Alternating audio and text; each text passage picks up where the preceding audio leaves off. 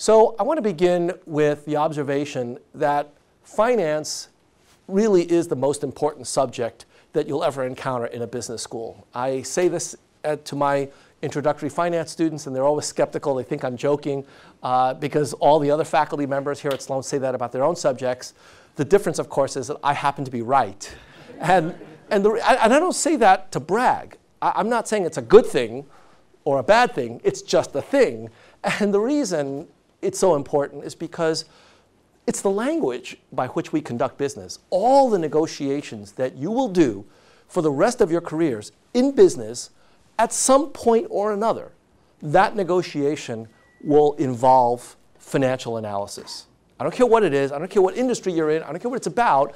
At some point, the numbers are going to come into play.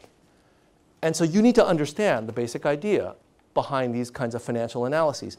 And really, there are only two main ideas. And the first idea is to manage your cash flows, to earn attractive rates of return for your investors and shareholders. And second, to manage risk. That's it. That's the sum total of what corporate financial managers and entrepreneurs do. Managing your cash flows, managing your risks. If you can do that, you are all set for the rest of your lives. Now, managing cash flows sounds a lot more straightforward than it is, because there are actually three components to it. And the first one or two are not that complicated, but the last can actually be quite a bit more challenging. So the first is what to buy or what to sell. That's going to be a very common problem that you deal with, whether you're doing a startup or you're managing a Fortune 500 company. Second, when to buy or sell it. And third, most challenging, is how to pay for it, how to finance it. Those are the three fundamental questions that we need to answer.